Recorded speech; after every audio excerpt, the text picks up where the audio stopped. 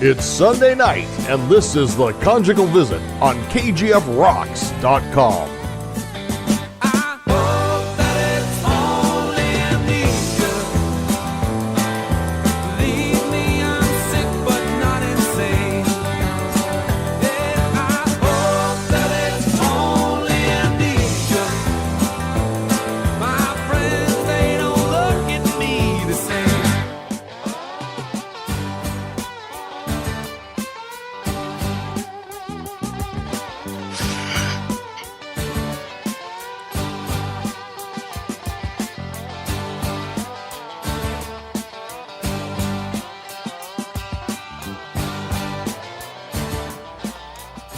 It's the Conjugal Visit Show. How's everybody doing out there?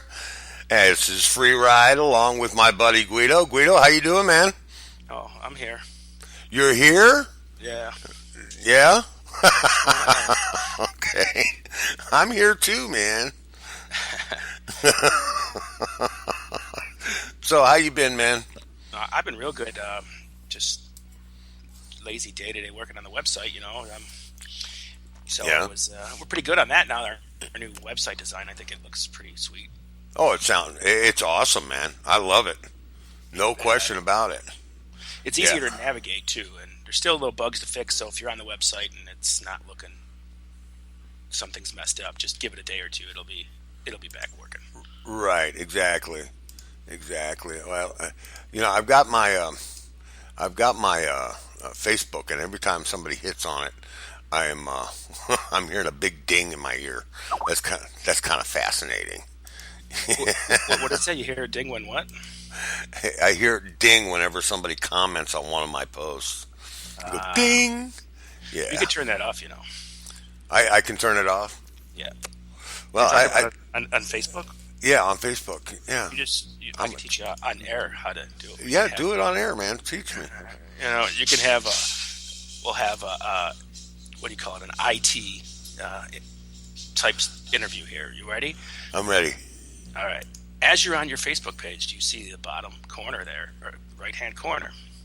You'll see the chat box. Yeah.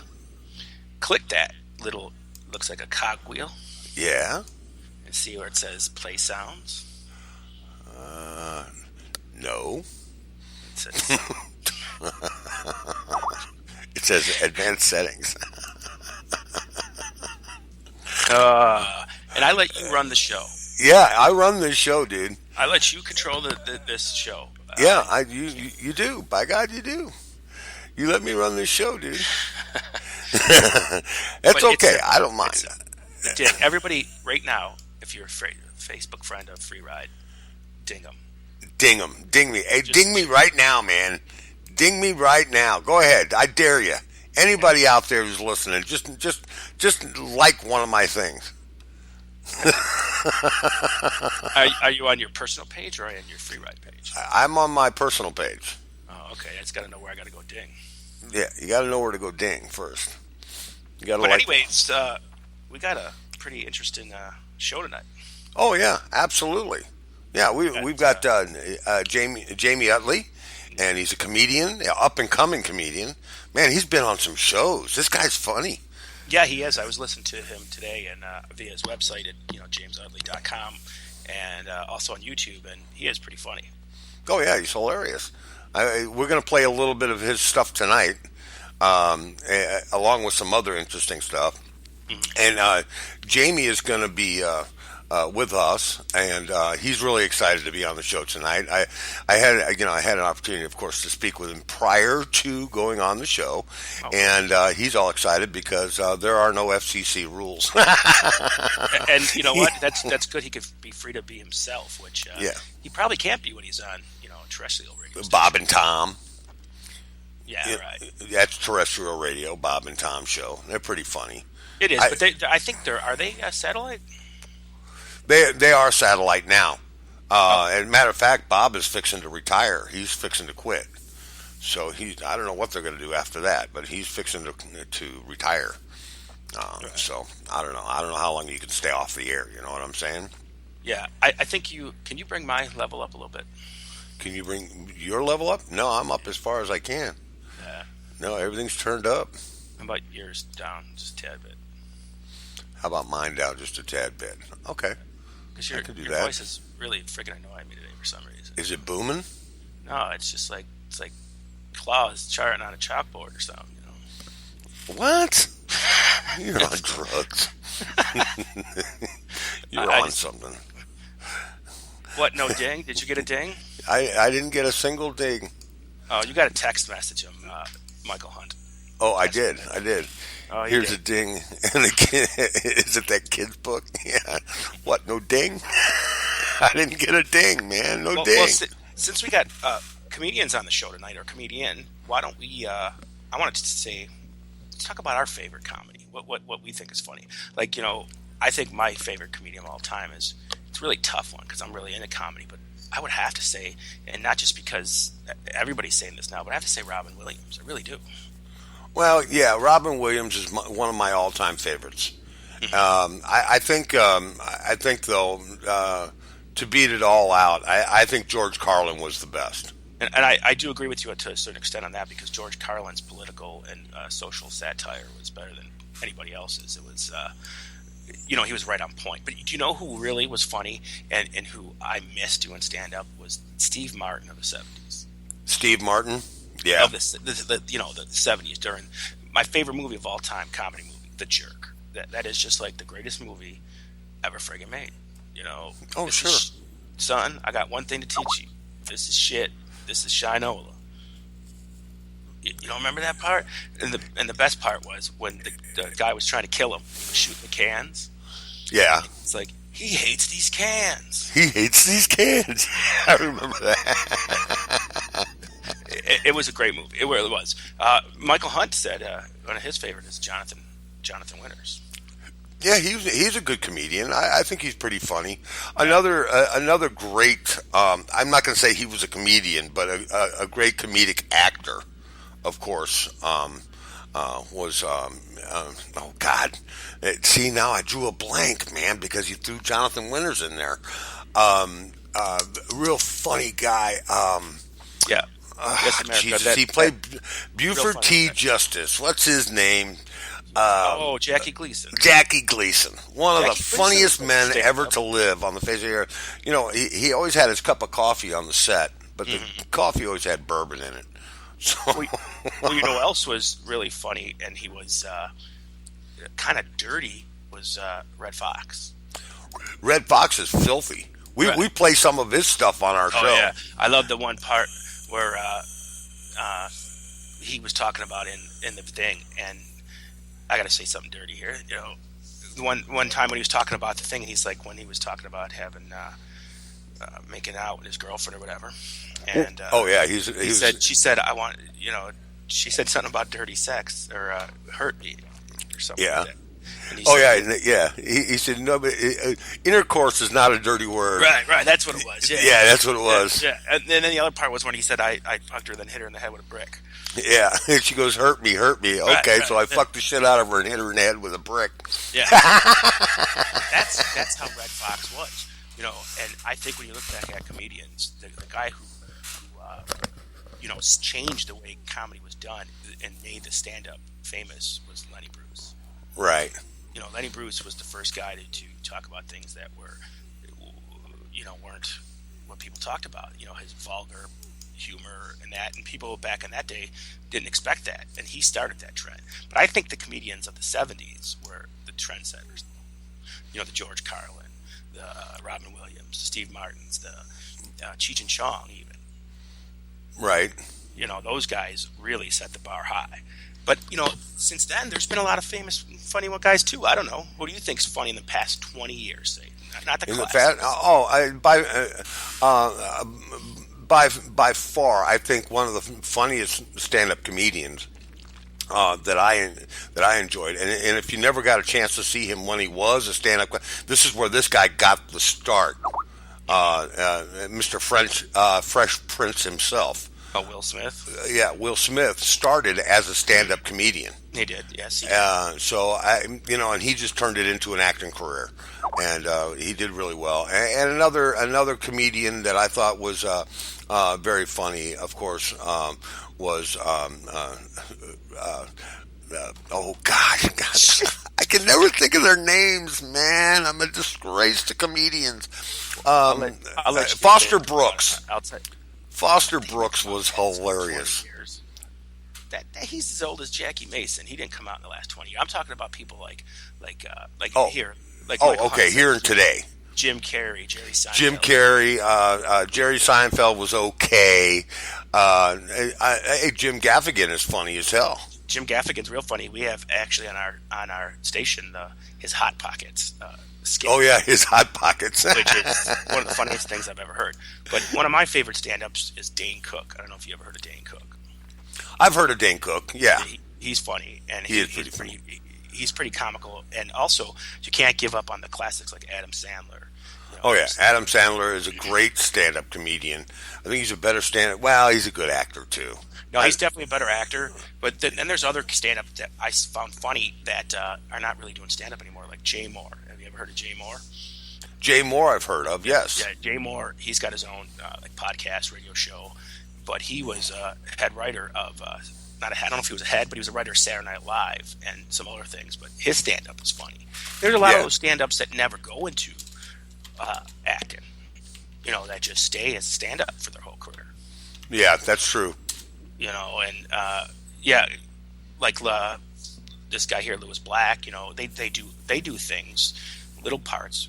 But then how about these guys that get television shows? What do you think of them? Like Seinfeld. How about Tim Allen? Tim Allen was hilarious. But Tim Allen was funnier when he was on cocaine. Well, okay. Now you brought up a good point there. The trend with comedians, and it's a proven trend, is that they're all abused drugs at one time in their career. Yeah. Now you had, look at them all. Richard Pryor burnt himself freebasing on cocaine. Yeah. Robin Williams, drug user, cocaine user. He talks about it all the time. George Carlin was on probably every known drug in the world at one point. Right. And Cheech and Chong promoted the drug culture. I mean, well, yeah. Tommy Chong is one of the funniest people alive. Did you see he's got these new things that he sells through his paraphernalia website, and it's a cone, and it's the paper, and it's a cone, and you just slide your marijuana in there, your tobacco or whatever, and then you just twist the top, and it's all set for you. It's all set. I mean, it's like one of those things where it's already for those beginners. It's already half rolled for you. Right. It's a great idea. He's going to sell a lot of those. And Whoopi Goldberg was an addict at one time too.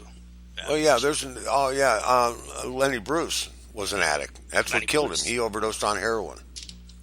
I think at one time maybe all of them. Look at like Chevy Chase, and though it's even the comedic actors, not just the. It's like they're almost like the rock star persona. They're going to do. Yeah, but they're not, because they're on their own. They don't have a band to support them. Yeah, but I'm saying they live that rock and roll lifestyle. Oh yeah, absolutely. But they don't have the support that a rock star might have. No, not at all. You get a rock star all fudged up on drugs, and he's wasted, and the rest of the band says, "Whoa, wait a minute, dude! You need to chill out. You need to go to rehab, man." Sure, but there's successful comedians too, like Jim Carrey, who did stand up and was making $20+ million a movie after that. I mean, yeah, you can really. Some of these comedic actors make more than the dramatic actors. Yeah. Because they do. That's what the people want. Jim Carrey gets paid more probably than the guy that won the Oscar last year, who I don't even know. But it's true. Yeah, that's true. Sells. I think to be honest, since this huge push to legalize marijuana in this country. Oh, and by the way, did you? I don't know if you've noticed or not, but in Mexico, marijuana is now legal. Oh, I didn't know. They took. Well, what it is to be honest with you, 80% of the marijuana smoked in the United States is actually grown right here in the United States. So the marijuana trade for marijuana is almost non-existent. Right. So they're still surviving on the heroin and the cocaine, but they're not bringing any marijuana across the border anymore. Do you know? I watched this documentary or whatever on Pablo Escobar. Yeah. You know that man made $3 billion off of selling cocaine. 3 billion? Who did? Pablo Escobar. Oh yeah, he was a crook. $3 billion, man, Yeah. he made in his lifetime. Yeah. And taken out by the CIA because he was too powerful. He had too much money. He was a threat to everybody. Yeah, well, they just kill people to be killing them. I seen this one thing. I can't remember where I saw it, where they would take these guys and they're suspected of snitching. Oh yeah. There's a show on Netflix. I forgot the name of it, but it's about the Pablo Escobar thing, and it goes through how from his beginnings till when he got caught. It's actually not about him; it's about the cops trying to catch him. But Right. in the story, you hear his story too, and yeah, they just kill people at random for no reason and whatever. And you watch this, and you're like, how the hell did that go on in this world? But it did. I mean, this guy was the most powerful. He was more powerful than anybody in his country of Colombia. Right. He had more money than the country did. Well, sure. And they protected him because he was making schools and hospitals and all this stuff for the poor people, that they didn't care what he was doing. It was the rest of the world that cared what he did. That's true. Yeah, I still think that Mexico just let it happen. I mean, they had no control. Yeah. They had zero control over this guy, and he just took advantage of all that. And you know what? He was a killer. He was a stone cold killer. He was a murderer. So he's no longer with the living anymore. No, he is definitely morta. And there's nothing that's bad about that. I'm not giving him any props or anything. I'm just saying how impressive this guy's drug trafficking was, that he got away with it all them years, made that much friggin' money without any interference at all. I mean, that'll never happen again, I don't think. Right. Something of that magnitude, because that was just unheard of. He was, for 20 years, I think he was like 90% of the cocaine consumption in America came from him. Yeah, and it wasn't. I mean, he just took advantage. He was just a businessman. He will tell you. Yeah. He would tell you, I'm just a businessman. I'm just supplying a product that is in demand. Absolutely. And he was a very good businessman, I guess. But Yeah. I don't know if you have Netflix, but if you do, check that out. I can't remember the name of it, but it's on Narcos. That's the name of it. Thank you. Narcos, yeah. My lovely assistant. I've seen that. That was on HBO a while back. Yeah, and it's a good show, and you should watch it.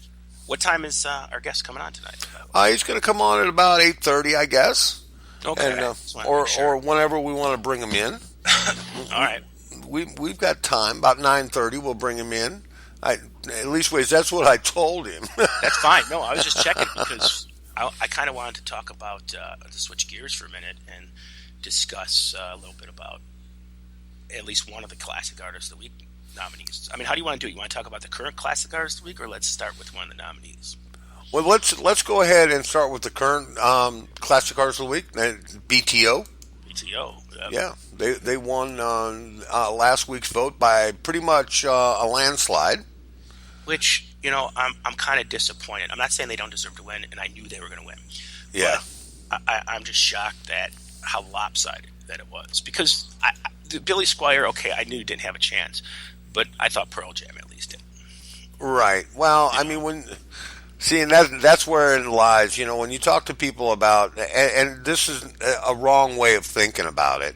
Mm-hmm. When you think about it, it's like any band that's over 20, or any artist that's been on the scene for more than 20 years is classic rock to me.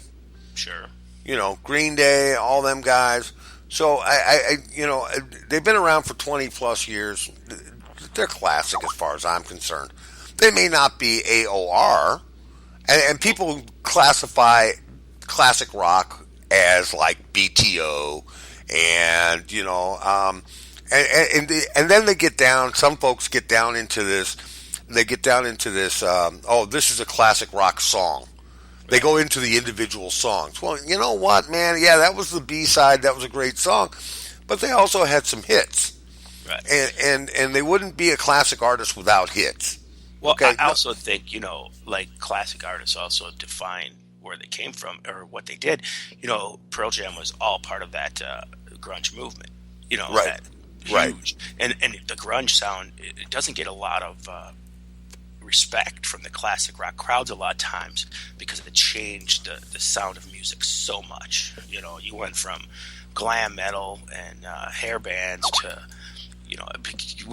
teasing their hair and wearing makeup to wearing checkered shirts and being all depressed. And that's what grunge was. It was about the depressed. And let's face it, it hit a lot of people, and it sold a lot of friggin' records. I mean, yeah, all the grunge did. Nirvana, Nirvana had 2 albums out and probably outsold most of the hair metal bands anyways. That's true. And am I saying they're better or not? No, I'm not, but it's one's preference, but that's how I feel. But our current classic artist of the week, if you don't know people, Randy Bachman was in the Guess Who. Yeah. Guitarist. Had a little thing, didn't like the direction the Guess Who was going. So he actually didn't like the song Share the Land. He didn't want to do that song, so he skipped. Okay, I got a trivia question, Mr. Wizard. No. I got a trivia question for you. What was the first band that Randy Bachman actually was in and cut it? Brave Belt. Brave Belt. Wow. Yeah. You knew that? Fuck yeah. I told you that. No, you did not tell me that. That was the precursor to Bachman. And what song did they do? I don't remember the song. I do remember it was Brave Belt, though. I was never really into Brave Belt, but I know they were pre-Bachman turnover. You found Another Way Out. Yeah, and Another Way Out was and there. And then he met C.F. Turner, and created, and his brother, I think. Was it 2 brothers in the band or the one brother? I don't remember. 2 brothers. 2 brothers. So that's why it was Bachman Turner Overdrive. Yeah. Right. And they had a couple monster hits. I mean, they're a Canadian band. They had, Taking Care of Business. Right. It's probably played at how many baseball stadiums across the United States? Oh, yeah. Or any sports stadium, Right, yeah. You ain't seen nothing yet. Right. Let It Ride. Let It Ride.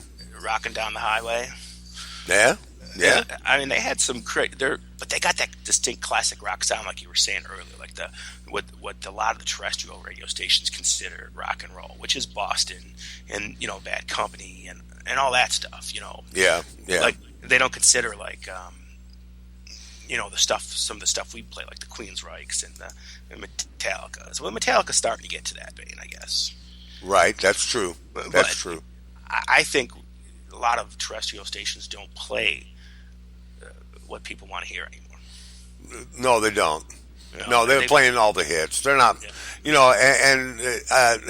thank God for Casey on Sunday mornings because they do the classic show and they play the true classics. Right. I mean, there is a difference, and I got to say that. But I feel like I said before, I think any band that's over 20 years old is a classic band. Sure. I mean, no question about it. You can't deny that. I mean, if they lasted that long and you're still hearing their sound, then by God, they're a classic artist. Absolutely. That's for sure. So who are you voting for this week? This week I got Cream. I have to. I don't probably never do this again, but I'll have to agree with you. Yeah. And not that the other 2 don't deserve to be in there, but Cream definitely was the shit. They were the cream of the crop. That's why they named themselves Cream, because they knew they were the 3 best fucking musicians out there. They were the cream of the crop. They were the cream of the crop. Baker and Bruce. There were no better musicians out there at the time. Yeah, that's true. None. And I think they created that heavy rock, almost heavy metal sound that Led Zeppelin, Black Sabbath, and like you said earlier, Deep Purple and those other bands turned heavier. Yeah, that's true. In 66, tell me what song was heavier, or is it 67? 67 heavier than White Room. In 67? I don't think there was one that was heavier than White Room.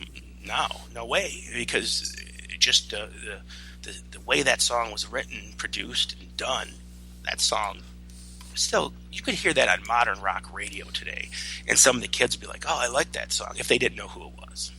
Right. Because it's always going to sound like a new song because it was different than anything else. That's true. You know, that's very true. What's your favorite Cream song? That's not my favorite Queen song, but that's one of the best songs. That's one of the better songs. You're right, and I think one of my favorite all-time Cream songs was White Room. But let me see here. What have I got? Let me see. One of my favorites is, and I don't even know if I say the name right, but it's Swobbler. You know. Yeah, Swobbler. Yeah, and I love that song. You know, and I'd have to say, even though it was a hit, Strange Brew had a Strange Brew is one of my all-time favorites as well. You know, great guitar solo in that song. Yeah, definitely. When and you know what? The thing of it is, too, with these three classic artists of the week, they're so different in every regards, you know, and not one is the same as the other. And I think that's what is great about things is that people have the choice. You know, there's not three carbon copy bands there. You don't have Deep Purple, Led Zeppelin, and Aerosmith. Well, another great one from them was I Feel Free, and then I'm So Glad. You just like I Feel Free because it's about you. No, it's not about me. They didn't even know I existed in 1967, for Christ's sake. I was, 10? 10. Yeah. You know how old I was? You weren't. You were still dribbling down your old man's leg. I don't even think I was there yet. Okay, so why don't we do this, man? Why don't we go ahead and do the classic arts of the week, and then I'll bring in Jamie. Okay. Okay. You ready for Jamie? Like I'm all set, man. You're all set? Okay. Well, here it is. This is our Classic Artists of the Week on KGFRocks.com. If you don't know it, this is the Conjugal Visit Show, and we are a product of KGFRocks.com. Just go to our website at www.kgfrocks.com, and if you go to the Conjugal Visits page, you can call us here on Skype, okay? And you can be involved in what we do here at KGFRocks.com and on our show. So you can call in if you feel like it. A little bit later. Wait till I cue you to do so. Okay. All right. We're going to get into it here. Let's get rocking here with some Hold Back the Water, Bachman Turner Overdrive. All right. KGFRocks.com and Hold Back the Water. Ran into a little bit of a problem. Are you with me, Guido? Yeah. Can you hear me? Are you with me now? Can you hear me? I can hear you now. All right. Ran into a little bit of a problem. Yeah, big problem. No, I'm having difficulty. Send me the address and zip code for KGF Rocks. Okay. Okay. So it's not letting you through? No, it's not letting me through because I don't have credit on here. My personal account has credit on it, but the KGF Rocks does not have credit on it, so it won't let me call. Pay with so the PayPal? Maybe I ought to have him call us. Yeah, that's what I said. But how do I do? Oh yeah, he goes to our website. Okay, tell him to go to our website. That's what it's there for. We've got your. Do me a favor, if you're listening, Jamie. Do me a favor. Go to our website and go down to the Conjugal Visit page and open that up, and then scroll down and say call on Skype, and then you can call us. Oh, I don't even know if he's on a computer or not. Oh, you're trying to call him on a regular number? Yeah, because he doesn't have regular Skype like we do. I see. That's where the problem is. Yeah, so we can't do it with the PayPal account. You didn't try that? It's not letting me do anything at all. Here, I just need the address and the zip code, okay. And I'm going to put in mine. See, as we do this, we're learning, folks. And that's. Yeah. So, well, it's not a big snafu. We'll figure it out. We got time. And, like I said, we moved to a new platform. We created a new Skype account today so that we could have you folks call in. Over last week, we didn't do that, so we were all set on that side. But minor hiccups. But Minor hiccups here. I've got the PayPal pulled up now. All right. And while he's doing that, I'll just go into what I think about the other two bands here on the Classic Artists of the Week, which is John Fogerty. John Fogerty did a lot of great. He disappeared for a long time, but he had a good collection of solo songs, I believe, whether it be his Blue Mountain Rangers or his own stuff with Centerfield and Old Man Down the Road and Zombie and all that stuff. Really good stuff. And I think he deserves, if you like John Fogerty, to vote for him. And then the third band, a lot of people might not agree with, which is Extreme. And they had, number one hit, More Than Words. I don't think Cream or John Fogerty had a number one hit in either. Right. He didn't have one in CC Hour on his own, so you got to give him props for that. But that's the thing, is each week we try to mix it up and not have the same three carbon copy bands in there. Some weeks you might not even like one of them. In other weeks you might like all three or one or two. So right, who knows? And it's good. How's it going there, my friend? I think we're done. All right. It wants me to enter our email and our PayPal password. There you go. You need that, don't you? Yes. This is what I deal with on a regular basis. We all deal with it, man. Yeah. And of course, I'm never going to remember all of that stuff. Hang in there, Jamie. We'll be right with you, okay, my friend? Yeah. And he can make fun of us when he gets on the air. Yeah, he should make fun of us. We deserve it. Yeah, definitely. And if he don't make fun of us, I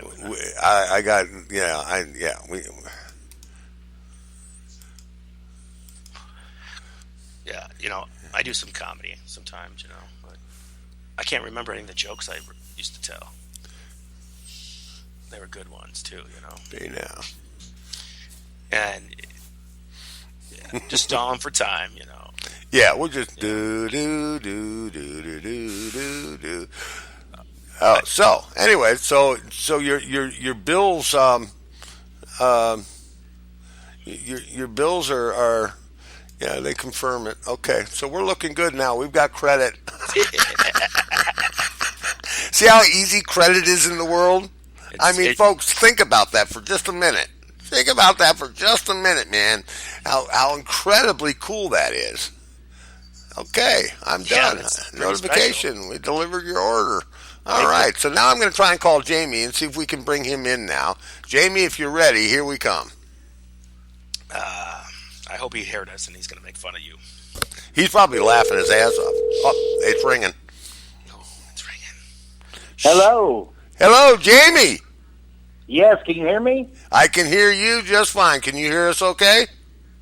I can. How are you, man?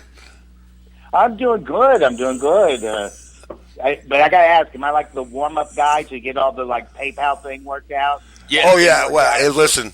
Had we known. Real guy? Yeah, had we known that was going to be an issue, man, we'd already taken care of that. But I didn't even think of that. So how's it going? Are you at home? I am at home. I got home today. Oh, good. I know you're always traveling. Yep. I'm on the road pretty much every weekend. So you travel on the weekends to do shows? Well, most comedy clubs do Thursday through Saturday. Some will start on Wednesday, some will end on Sunday, but it seems like the majority of them these days are Thursday through Saturday. Okay. And which day do you like the best? This is Guido, by the way. How you doing? Hey, how's it going? All right. And if you, what day do you prefer the best? What do you think's the best out of those four, Thursday through Sunday? Oh, definitely Saturday. Saturday.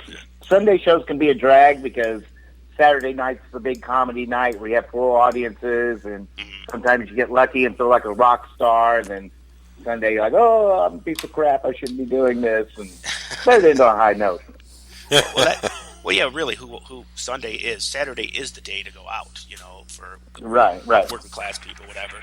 But it's got to be difficult even when is it hard to work to an empty house? I'm sure it is. It can be, but there's also, I've played some of my best shows to a small audience. A lot of it depends on if they're there to have fun, and really the biggest thing is if they are set correctly. Because 5 or 6 people sitting right up front, close together, is a totally different show than 5 or 6 people sitting in the back.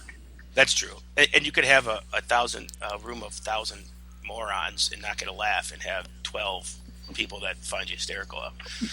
Right. That's what we say about my partner. It's pretty rare. It's pretty rare for 1,000 to not get a laugh out of 1,000 people. That'd be some pretty bad decisions. Oh, you'd be sweating. You'd be sweating it, wouldn't you? Oh, Christ, I got another 20 minutes on this thing. Jesus Christ, this is going to be tough. So let me ask you, man, how do you handle hecklers, man? Do you get many hecklers, or? Well, you see, I'm the guy that goes in the middle. I'm the guy that opens for the famous people. Hopefully, not a lot of them are really that drunk while I'm on there, because usually there's a guy that goes on before me for about 15 minutes.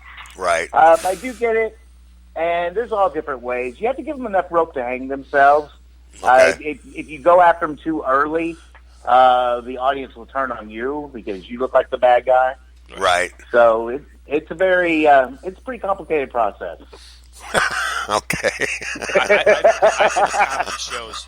I went to see Craig Ferguson a few weeks ago, and every time somebody got up to go to the bathroom, he would make fun of them. I had to pee the whole show. I said, I am not getting up. I had 11th row center. I said, he will see me, so I waited to pee till the end of the show. Right. But he's he could get away with that. He's established, whatever. But I'm sure up and coming like that, you got to, like you said, be careful on who you piss off. Right, exactly. And there's, we've been through it so many times before that I have what I call back pocket jokes, where I'll pull out for certain situations like that. And so I might make it look like I'm coming up with it off the top of my head, but in reality, I've been through it hundreds of times. Right. And and I think everyone does that. I remember one time my aunt before he was famous, got heckled by Jerry Seinfeld. And she was so drunk that she didn't even realize that he was making fun of her. And everybody else in the party that was with her do it, but she didn't. And that's how good he was at it, that he didn't even insult her, but he was. Right. Yeah. So, Jamie, is there always one guy or one gal in the crowd that you see that you just can't help yourself, man? You mean like as far as going after somebody? Yeah, and having fun with them. Not really. That's not really what I do. I mean, Okay. There are guys that do that, but that's just not something that I do. Not unless you're doing something that really draws attention to you to where I have no choice but to address it. Right. Well, trust me, if Free Ride came there, you would be. Oh yeah, you would. You'd have a field day. You'd have a field day with me. That's for sure. I still plan to see you. You got any shows coming to St. Louis? I do not. I need to get that way. I've got a sister that lives out there, so I need to break into that market. About the only thing I've done in the recent past anywhere close is probably Columbia. Columbia or Columbus? Yeah, Columbia. Yeah. Well, hey, listen, I got a friend at the Funny Bone. Maybe I can work something out. Oh, absolutely. That would be awesome. Oh, So yeah. what's the farthest you go out east? Do you go out east at all? East? Yeah, I mean, I've done quite a bit in the East. I mean, North Carolina, it seems like all the time, a little bit of South Carolina, Florida. But I've been in Pennsylvania. I did like a theater run on the East Coast, went up to Syracuse. And, so I've done these quite a bit. Well, we broadcast from different parts. He's in St. Louis, and I'm in Buffalo, New York. So Okay, so we're not in the same studio. Gotcha. We're in our separate studios. But that's what I was asking if you ever came around this area. That Syracuse is close to Buffalo, so I guess you have been. Yeah, I did. Oh gosh, I can't remember. I'm on the road so much. Ithaca, New York? Is there... Ithaca, yeah. Yep. That's Yep, good. That's then, close to Buffalo, too. So, isn't there a famous... Like, you open up for national... Go ahead. Isn't there a famous prison in that town? No, that's... Is that Attica? Oh, no, I guess that's Attica. Okay. Yeah. Attica. Yeah, that's it.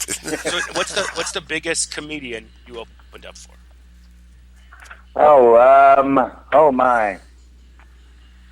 Ralphie May, Jim Brewer, Gilbert Godfrey, Steve-O. Oh gosh, I know I'm forgetting some big ones. Caroline Ray. Gosh, I know there's more than that. I just can't remember them all. Those are big. Steve-O, he's like Tom Green. Oh, really? Tom Green? That's funny. Yeah. Did you ever get a chance to work with? I guess his name is Tim Wilson. Tim Wilson. I never have worked with Tim Wilson, but my very first time flying on a plane to go tell jokes, he was on the same plane. We're going to different destinations, but I remember just being so thrilled. Wow, I'm getting on a plane with Tim Wilson, and we're both going to go tell some jokes. I mean, it's like a really big deal for me. Yeah, he was a funny guy.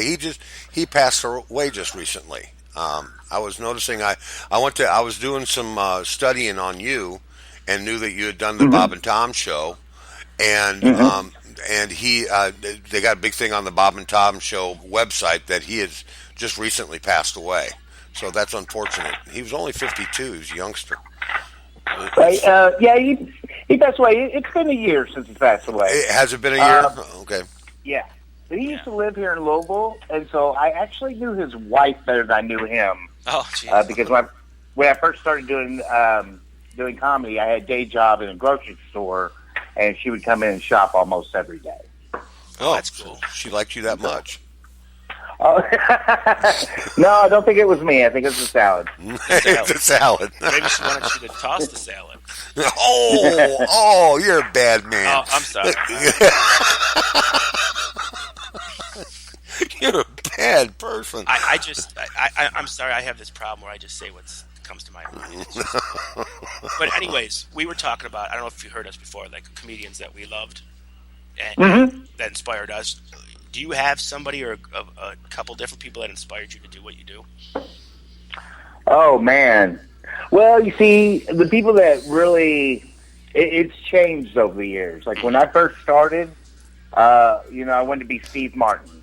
Sure. And now today I want to be Bill Burr.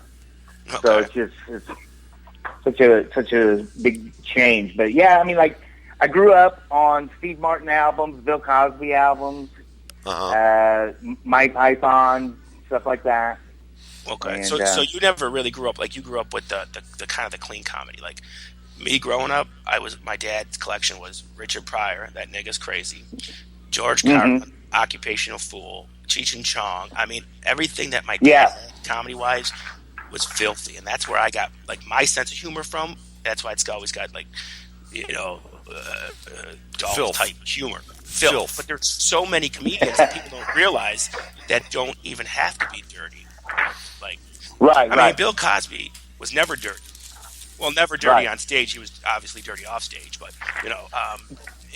but on stage he never told a dirty joke ever. And then there's other comedians like Bob Saget, who you think is Father of the Year, but he's on stage talking. He's talking about fucking goats and shit on stage, and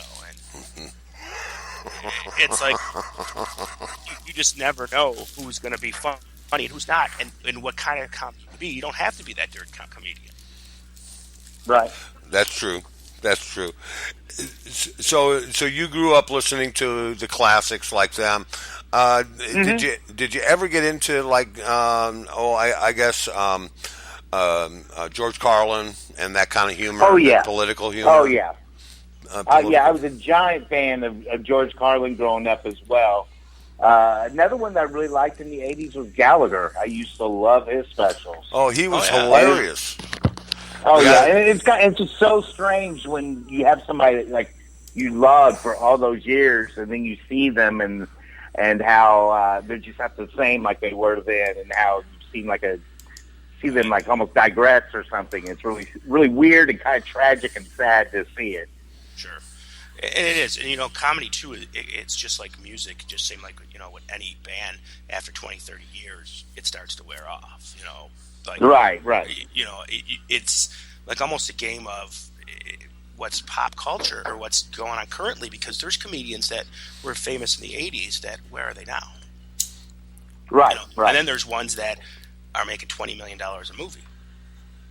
Yeah, well, I mean, like I've worked with Mark Curry, who was hanging with Mr. Cooper, and I remember that guy. Curry, That guy is amazing still today, and Sinbad's still amazing. So a lot of people that were big in the '80s that had TV shows and stuff, Sure. they're still amazing comics, but those are comics before they became actors. Yeah. It usually doesn't work the other way around No, it usually doesn't, because as well. you know, they're definitely funny. I seen Sinbad once live, and he made me almost cry. It was hysterical. Yeah, and Yeah. if you open up for anybody like that, you know, Mark Curry, that must have been a funny show. Oh, it was pretty cool. It was pretty cool. Now, It was. any Saturday Night Live influences for you? Have you ever wanted to get up and do skits or anything like that? Not really. Not really, to tell you the truth. I mean, I just never really thought about it because it's just not the path I took. I mean, I kind of stumbled into being a comedian. Oh, Okay. Because I was like the funniest guy in school and everything, and I went years never doing anything, and then I go into a comedy club, and I see somebody bomb, and I'm like, I can do better. And so I called the club. I had no idea how it worked. I didn't know there was an open mic system that you started off in. I had no idea. I called the club to ask him to get on stage. and they let you on. And they let you on? Well, what they did is they told me about the open mic. I signed up for the open mic, and I had a big crowd of people come from my hometown to come see me. Like 3 carloads came from my hometown, and it was awesome.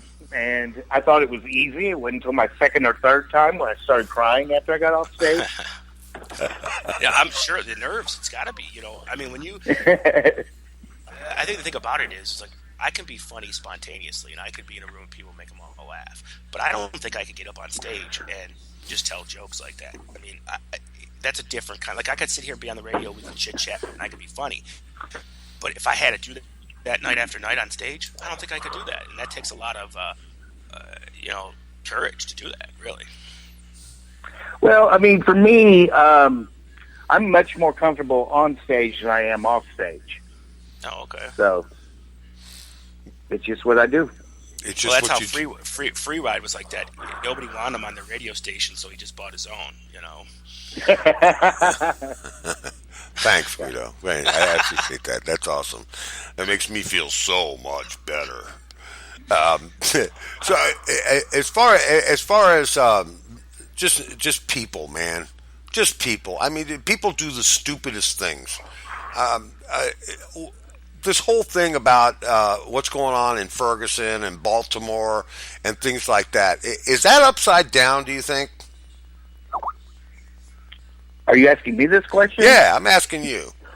What do you mean? Is it upside down? Well, I mean, generally, you got the folks that are, that are on camera and they've got their faces covered and they're throwing rocks and stuff at the police and they're burning down their own places of business in their own neighborhood. Wouldn't they be better off burning down businesses in everybody else's neighborhood? I mean, seriously. Well, that's a tough question. I don't think I'm going to comment on this one. I think you're wise not to comment. I think the wise answer would be something along the lines of, first we need to figure out why they're burning it down. Sure. And then, I don't know. Yeah. You've entered the political hour, by the way, but now it's over. Now the political Well, hour. I will say this. People, I don't think it's a realistic view to think that the police are some sort of, evil force that's out to get somebody. I think 99.99% of police want to legitimately help people, Right. and they get a bad rap because sometimes people make mistakes. Sometimes people are justified. I don't know. you never know. It's all a judgment and instinct calls, anyways. But I don't know what that has to do right now. But Well, it's quieted down only because it's getting cold, so they don't do a lot of that stuff in the cold. But anyway, as far as your, we're going to delve into a little bit of your personal life. Okay. All right, we were talking earlier in the show before you came on about drug abuse in the comedic reign and Right. alcoholism and stuff like that. How does that affect your way of travel? I mean, I don't know if you're totally into that kind of a thing, but I mean, give us an idea of how that would affect you going out and doing shows. Okay. Well, I think the thought of all these comics doing drugs, I think it's a misconception because it was so big in the 80s. I don't think it's as prevalent as it was back then. It's actually very rare. I mean, you'll see some comics that will smoke some weed or something like that, but the cocaine days of the 80s, that's not really going on anymore. I myself have a history of addiction, but mine was totally separate from the comedy world. Oh. Okay. Mine came before the comedy. Well, yeah, I mean, I miss, like I'm not talking about current ones, but what I was saying is the greats in the 70s and 80s, the Robin Williams, the Oh, yeah. some of them, they were just as famous for being drug abusers.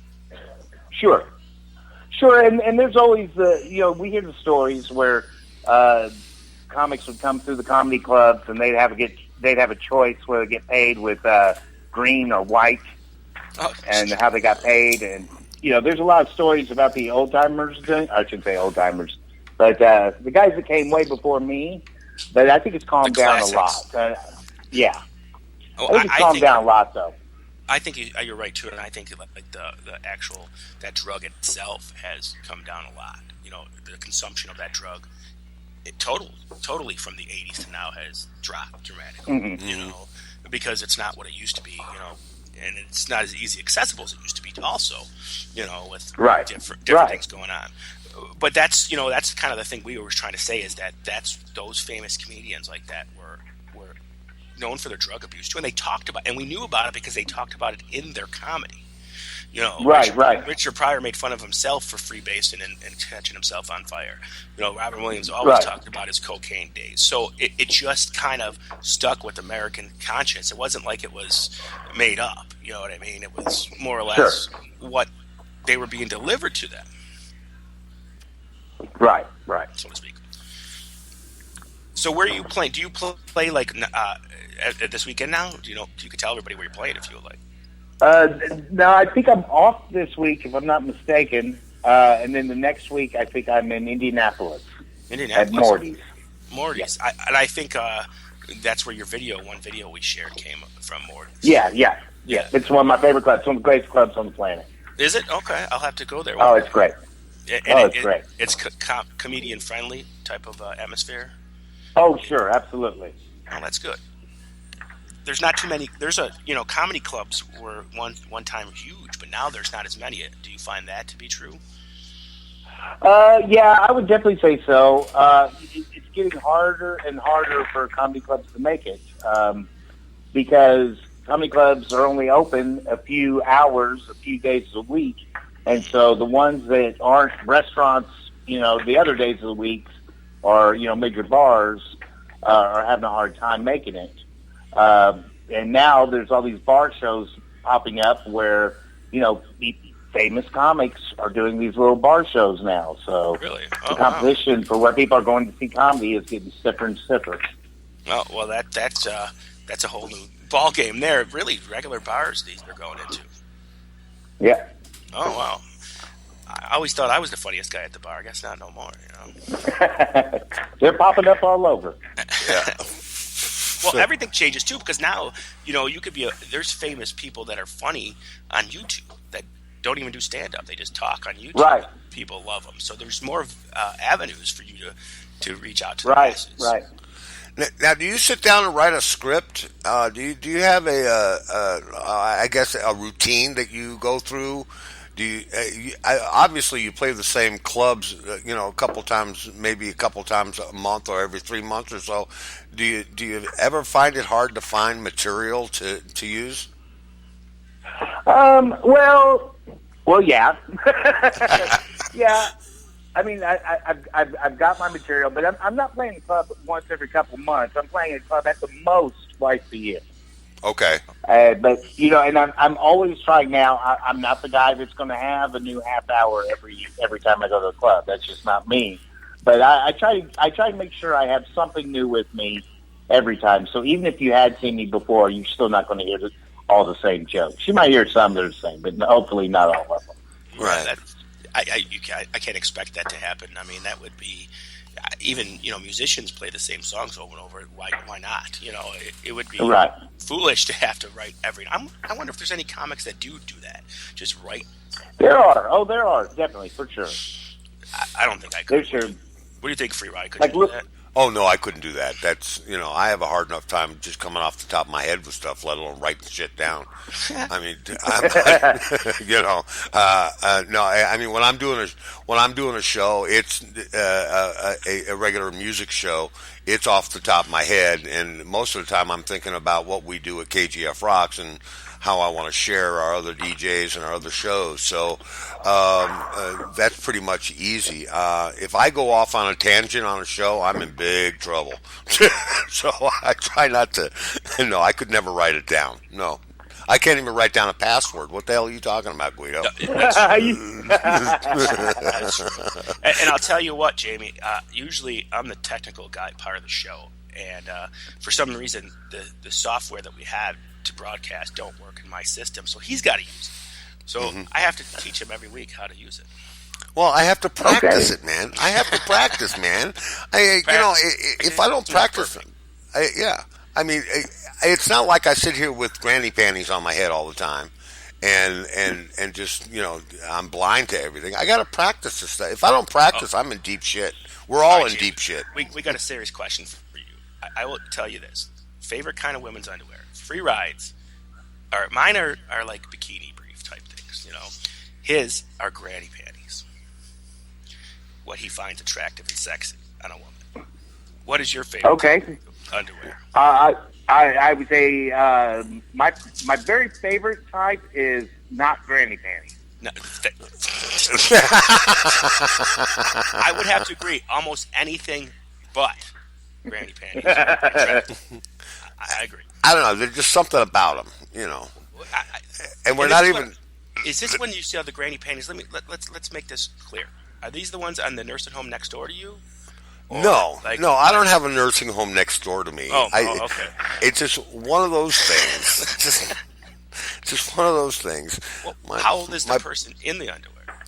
How old is the person in the underwear? Oh, they can be, my age or younger. Okay. I mean, I'm not into... Like sexy little medical alert bracelet? Yeah, something like that, I mean, I prefer either granny panties or no panties at all. My wife says if the ass looks good, then the ass looks good, which is true. Because my wife or J Lo had granny panties on, I'd still want to fuck them. Yeah, there's no getting around that. I mean, and it's just a fun thing that I like. I mean, there's nothing wrong with that. My old lady understands. Does your old lady understand your quirks there, Jamie? Yeah, I guess she does. She knows about my quirks. I don't know if she understands them. You're married. You're married, aren't you, Jamie? Married-ish. Married-ish? Okay, that's cool. Yeah, we live together, but we're not legally married, but we consider ourselves married. Oh, well, that's good. Like we're married. All the fun without the paper. Yeah, that's pretty much it. That's pretty much it. And so she doesn't have a qualm about you spending these weekends away from home. She goes with me most of the time. Oh, does she? Oh, that's cool. Yeah. Oh, it works out great, especially when the long distance driving, being able to switch off. It's Well, so I would great. like that because I think it would be cooler to do my wife and her girlfriend, whatever, in different hotel rooms across the country. You know, you drive by a hotel and you say, "Hey, remember what we did in that hotel?" yeah, we got thrown out, that kind of thing, Yeah. You broke the chandelier. I mean, it's.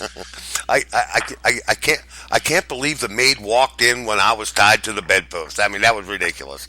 You're not maid. Housekeepers free ride. We're politically correct now. Oh yeah, housekeepers, yes. Because there's male and female housekeepers now. Come to think of it, you didn't say whether you preferred the granny panties on a woman or on you. Oh, no, it's on a woman. Yeah. Okay. It's on a woman. No, I'm not into wearing... I thought he knew you. Shit. Well, yeah. I mean, I know the maid. Yeah. Yeah, he knows the maid. Yeah. As far as... Have you... That, you know what? That kind of happened before. Now, I'll tell you what. I used to be a maintenance guy at a hotel, and we had to go check a room, and the housekeeper says to me, "Can you help me check this toilet's still running?" Well, I didn't know in the meantime that the room was rented out. So usually you're supposed to knock on the door, but I thought the room was empty. I put my key in and walked in, and the husband was laying on the bed, and the wife was just getting out of the shower. I said, "Oh, excuse me," shut the door and left. So it does happen. I mean, I didn't see nobody tied to the bed. Now, could you imagine that the wife standing over the husband with a cat of nine tails, and he's strapped to the bed? Yeah, but how, would you go and tell the front desk? Oh no, I'd say, mind if I join you? Right. Yeah, I need a spank. As a. But she'd have to be wearing granny panties for sure. Or a guest, would you go over to the front desk and complain that somebody walked in while you were whipping somebody? No, because you don't want to know what your fetish is. You wouldn't say nothing, no, I wouldn't complain. I wouldn't complain. It would depend on what she looked like, though. Well, what if she was wearing granny panties? Oh, well, then definitely she could stay. That's a big... I'm sick. I know. But anyway, Jamie, back to Jamie. What we're going to do, Jamie, is we're going to take a short break, okay? Okay. And we're going to go ahead and do your promo that we have up here for you, okay? It's about 3 minutes long, so if you wanted to get a swallow of water or whatever you're doing, we'll be right back, folks. This is the Conjugal Visit Show with Jamie Utley, and we're having a good time, so stick around. We'll be right back. Enjoy this little tidbit from Jamie Utley. Kids in my family are so manipulative. If they don't get the answer they want from one parent, what do? They go ask their foster parents.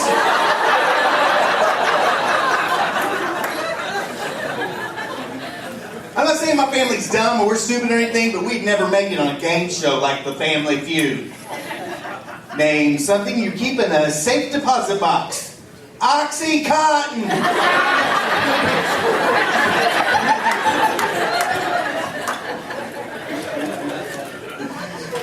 That's the only joke of mine people remember. I did that joke last night. And I was at the mall today, and somebody's at the show sees me and ran me down the entire length of the mall going, "Oxycontin!" I didn't know if it was an overzealous fan or a really aggressive drug dealer. But the worst one to be around my family is my dad. He struts around like he's better than everybody else just because he's got the best job. And he does have the best job, I'll give him that. You know the construction worker guy that holds a stop sign by the side of the road? Well, my dad sells that guy weed.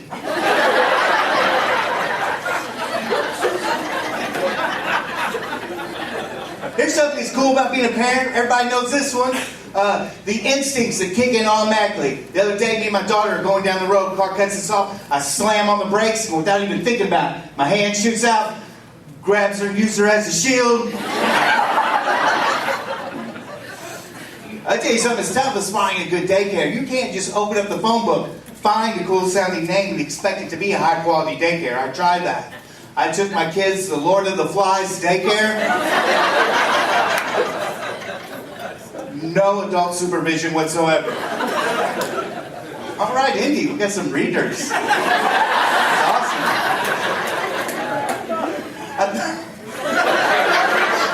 I thought about a good one when I took him to Toy Story daycare. But when the guy answered the door dressed in a spacesuit, wanted to take my kids to see Woody. Not on my watch. My son, he's homeschooled. That's harder on me than it is him. Every morning at 9 a.m. he has spelling, but I'm the one that has to get up, make sure he's up, and turn the TV on Wheel of Fortune. He's a smart kid. I'm lucky. He's really smart. Right now, he's learning about the metric system. I asked him if he knew how much a kilo was. He said 1,800 if it comes through Nashville.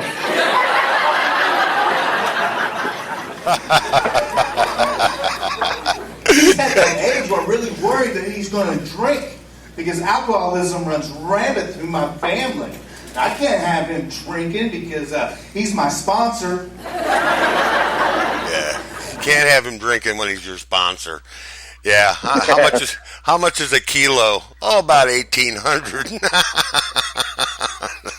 Funny stuff, Jamie. Funny stuff. Thank you. Thank you very much. funny. Are we back? Yeah, we're back. We're back. I was getting a bowl of blueberry cereal. My bad. Getting a bowl of blueberry cereal? You're into blueberry cereal? Oh, for crying out loud. I like Wheaties myself. What about you, Jamie? What do you like cereal-wise? Oh, Frankenberry. Frankenberry. That's my nice. favorite, but I'm out of Frankenberry, so I had to use blueberry. Oh, yeah. I like the plain Jane stuff, really, basically. If I like sugar at all, it's going to be Frosted Flakes. So I'm kind of plain Jane when it comes to that. Captain Crunch was my favorite growing up, though. He wasn't really a captain, though, because he had 3 stripes, so he was really an admiral. He was an admiral, yeah. Well, I got a joke. And speaking of admirals, here's a joke for you. As an old gentleman, he goes in, he works at a Walmart, as a greeter. And as greeters go, he's got the white hair, and he's an old elderly gentleman. And the first day he shows up on the job, he shows up, about 10, 15 minutes late. So the manager lets it slide the first time, thinking, okay, he's old, I'll let it go. And so the second day, he's late again, and the manager's getting a little bit upset. He says, well, okay, I'll give him one more chance, and then I'll say something to him. So the following day, he comes in about 15 minutes late, comes in, goes to work. The manager goes over to him and says, hey, can you come to my office? I need to talk to you. So he goes to the manager's office, and he sits down. He says, what can I do for you? And the manager says, well, when you were working, what did they say to you when you were 15 minutes late? He said, well, they just look at me and say, would you like some coffee, Admiral? So, I dud. You fucked it up. I fucked it up. You're a... Okay. We found your... Did you get it? Dum-dum. It's not as easy as it looks, is it? I know. I bombed. Completely bombed. Oh, my God. I'll never do that again. I promise. I'll send you a recording of the show. Oh, I'll hear it. Trust me, I'm going to hear it after this one. Boy, that was bad. You'll never see me at a comedy club on the stage. And if I go see the show at a comedy club, I sit in the back because I am a target. You're absolutely right, Guido. I am a target. Anybody. I went to see Red Fox when I was younger. And Red Fox impressed me so much that I said, I got to sit right up front. I don't know how many times he called me Whitey, but it was a few times. Grow some hair, Whitey. He was hilarious. He was really very funny, and he had a lot of fun. So it was Red Fox. What are you going to do? So I'm in Vegas. That was pretty exciting. When I was 24 and in the Navy, so it was pretty interesting. Pretty interesting. In the Village People's Navy or in the Navy? In the Navy. Oh, okay. Not the Village People's Navy. No. They sound very similar. They do. They do. So Jamie, have you ever seen a warm? I know the warm-up acts are usually in the area that you perform in. They're usually comics from there, correct? Right. You've ever found any that you found particularly funny, or have you ever seen any of them? Like you mean either people that go first or go before the before you? Like you I know there's somebody before me. Oh yeah, all the time. Yeah, and do they ever get to your statute or higher than that? The warm-ups? Is that where you start off? That's a good question. Many of them do advance. Many of them do.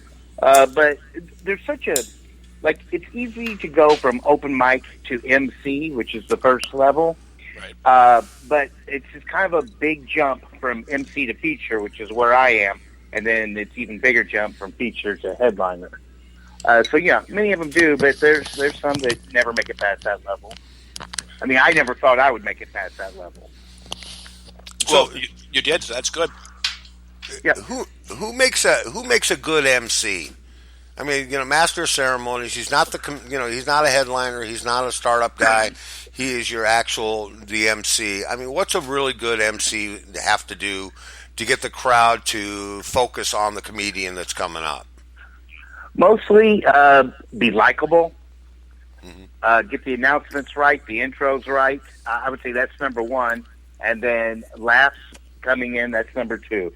I mean, really, the MC's job is to guide the show more than anything. Right. That makes sense. Whole lot of sense. Okay. Sorry, I had to finish my blueberry. I'm good now. Are you good now? Yeah. I tried to stretch it as far as I could, but I can only do so much for you. But what I want to say is, we're so glad that you're one of our. We have had a couple comedians on, but you've been pretty honest with us, and that's good. A lot of people don't like to be brutally honest, and tell how it is. Oh, okay. And your vein on here, like we said before, is we're freeform radio.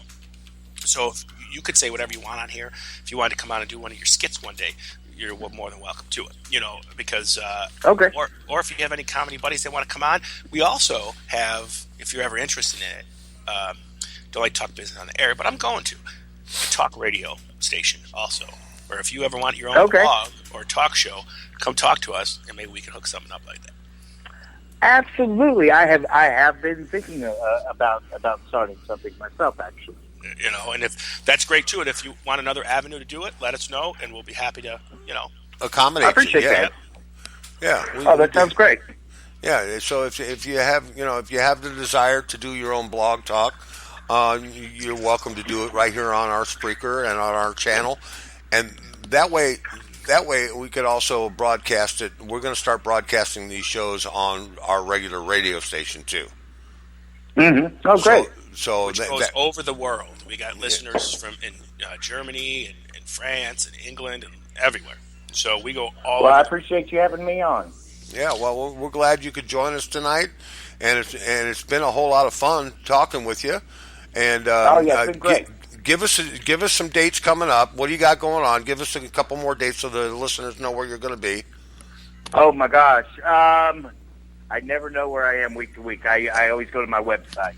Well, let's have them go there. Go to JamieUtley.com to find out where Jamie's going to be. You could also see some of his videos, I believe, correct? Yeah, I think there is some on there. Yeah, and see what he's all about. And you can hit him on Facebook as well. And also, if you don't remember what we just told you, you can go to our website at www.kgfrocks.com and go to the links page, and Jamie Utley's website is right there. Just click on it. It'll take you right there. And he's got all kinds of stuff in there you can check out about Jamie Utley. So that's all. Well, thank you very much. Well, we're glad you could hang with us tonight, and thanks for coming in to join us. Had a whole lot of fun talking with you and getting to know what it's like to be out on the road and be a comedian on the road. And you're a funny guy, and I really like your stuff. And if you can post some more, we'll be happy to listen to you anytime, man. Thank you very much. You guys have a great night. Thanks for having me on. All right, Jamie. Thank you, sir. Good night. Have a great night. Bye. You too. Bye. Hey, that was pretty cool. Yeah, that was great. He's a funny guy, and I'm serious about that. If he wants to do hour, 2 hour, up to 3 hours, whatever it is, show, he can do that. And on our sister station at Spreaker, which is if you're on the webpage, up and coming soon. I'm still trying to convince the other DJs here at KGF to have at least a 1 hour talk show.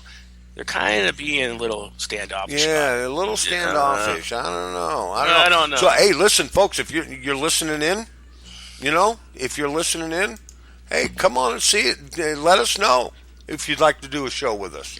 We'd be more than happy to talk with you about it. Okay? Right. And it could be a group of people.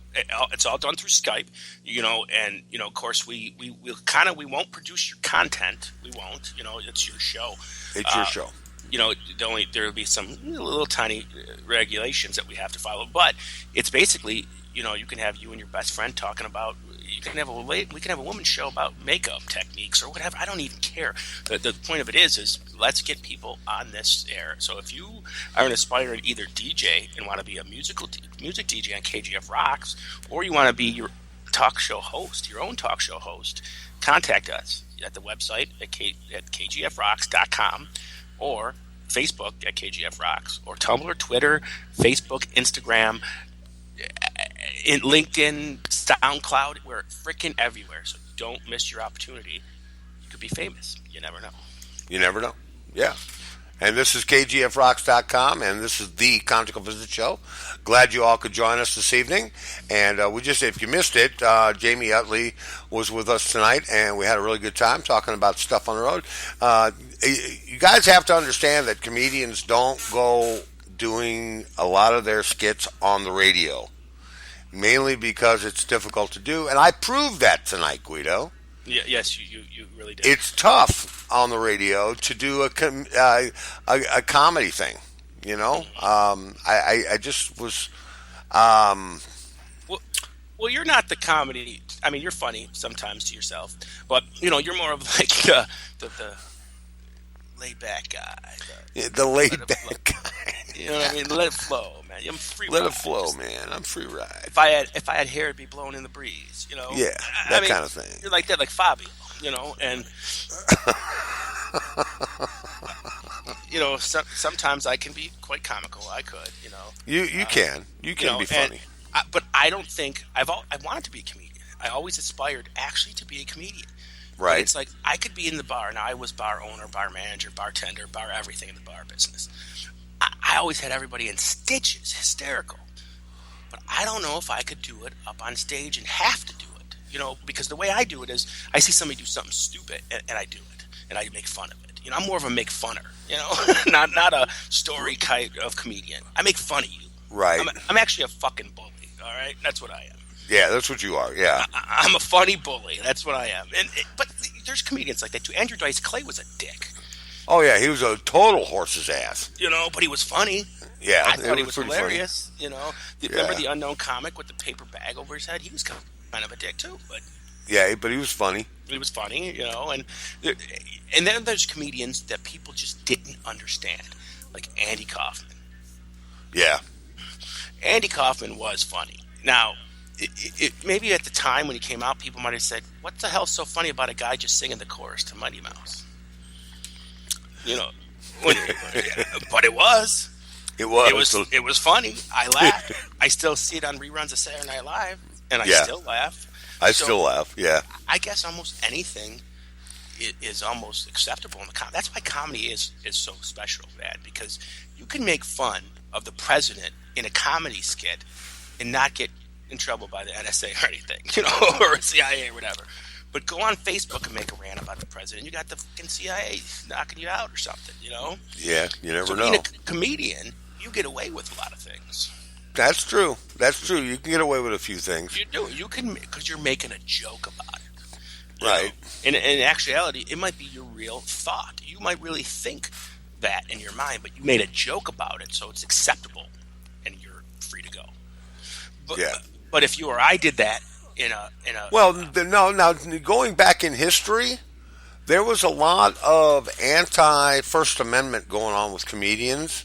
There was, namely Lenny Bruce. He changed a lot. That's why I said he changed comedy, because he kept doing it and kept doing it. He got arrested. He didn't give a shit. He was still going to do it. I mean, he would say some pretty nasty things about the president and about government and about certain people, and they were arresting him like on clockwork. The police were in the friggin' audience, going after this guy. No wonder he had a drug problem. You're talking about a different America now, man. Yeah, it's a completely different America now. Do you honestly think that in the early '60s, mid '60s, that any of those African American comedians could get away with what they talk about? No, not at all. There's no way. There's no way. Using the word nigger, in public, you're not going to get away with that. Just different stuff. Talking about freebasing in your show would have got you immediately arrested. So there was a lot to it that back in the day you had to be careful. Shit, if you said something about, Dwight Eisenhower is not a good president, you were getting talked to by the FBI. Yeah, they were saying, "What are you up to?" When you're making a joke about it, you couldn't make jokes. You had to be but we are starting to get back to that now. We are starting to get politically correct again in comedy, which sucks for the comedy world. Right. Before the 70s and 80s, and even into the 90s, you said whatever you wanted. You could make gay jokes. You could make, any kind of joke you wanted. Black joke, white joke, gay joke, Chinese joke. You could do whatever you want. But now that's changed. There's not as many comedians that will touch those subjects anymore because they're now politically incorrect to do those things. That's true, and it makes it more difficult. I mean, it really does. It makes it more difficult not only on the comedian but by the audience. Okay, I'm not so funny, and then you've got. Look at Michael Richards, man. Michael Richards, Kramer from Jerry Seinfeld. Right. He said the N-word. Yeah. But he actually called somebody the N-word. He didn't say it in his joke. Some heckler was heckling him, and he said, "You effing N-word." Okay? That's different. Right. So it ruined his whole career. But if he would have used it in a joke in that context, he would have got away with it. That's true. That's very true. But he lost his cool and called the guy, racist term or, whatever, and a racial slur, yeah. Right. And he got in trouble for it. He didn't get in trouble. He didn't go to jail or anything, but he lost his career because of it. Yeah, his career was pretty much over at that point. Mm-hmm. And it can happen to any of us. I mean, it can end my career tomorrow if I said something out of place. So being politically correct today is a hindrance. Right. I don't know that it's necessary. And I think it's bullshit. I think you should be able to make fun of things, but you should be able to make fun of things equally. If you're going to make fun of, if you make fun of a Jewish guy, I'm Italian. There's comics that make fun of Italians. We're the prototypical mobster. Hey, yo, Adrian. They all make fun of Italians. Right. Okay. They all make fun of Jewish people. They're cheap, whatever. So why is it not okay if somebody is making fun of everything? Why is it okay? I think it should be fine. If you want to make fun of my ethnic heritage, I'll not taking that so damn serious because I know whatever you say doesn't mean it anyways. I'm not in the mafia just because you say, Italians in the mafia. It doesn't mean I am. I'm not. And I know that, so it don't bother me. It's comedy. People shouldn't be appalled or whatever. What they say, they're words, people. They're words. Right. That's true. Yeah. It's not somebody shooting you with a gun. They're saying a word. And I think words should never get you in trouble. That's true. Yeah, words should not get you in trouble at all. But now we're talking politics, man. Well, it was politics and not politics because I'm just saying that's how we're more talking about the way of how political correctness is, and it's not a political thing. It's just being more of a social conscience thing. It was okay in the 70s to make gay jokes and ethnic slurs in the 80s, but it's not so okay in this decade. No. And it's not. So does that mean we've advanced more, or we've went back to a time where we used to be? Well, we're going back to a scary time. Right. Because when it was free to make jokes about Bill Clinton, there's a guy that was just dying to be made fun of in the 90s. Mm-hmm. I mean, he was he was set up. Now, the thing is now, Hillary has said that she wants to reclassify marijuana. Well, the first thing that popped into my mind was, well, now Bill can inhale. Right. He doesn't have to worry about it. He can inhale now. The thing about Bill Clinton is that he took it all with a grain of salt. The whole inhaling thing. I didn't inhale the whole Monica Lewinsky scandal. There was months, if not years, of jokes based upon those incidences of that, like that. Same thing with George Bush. George Bush got made fun of so damn much. Right. And it was okay. He laughed at it too. But I don't think I don't hear comedians talk about Obama as much. Now, is that because of he's the greatest president in the world? No, I don't think that's why. I think it's because of the political correctness thing. And they don't want to. They're afraid it's going to end their career. Right. And I think that's bullshit because I think some of the funniest jokes were made on behalf. Look at Johnny Carson or Jay Leno or David Letterman. They always made fun of the president. Yeah. In their monologues. Why not? If you can't take it, You shouldn't get be out there. president. Right, you shouldn't be. And I think comedians should be able to be free to say what they want, as long as you're not like personally attacking somebody on a personal level, like somebody that got abused or something, and you personally make fun of them about being abused. Now that's different. But if you're making fun of a thing or like something else, like a ethnic group or whatever, or a religious background, whatever, you're making fun of a thing, not a person. You know what I'm saying? Yeah, I understand what you're saying.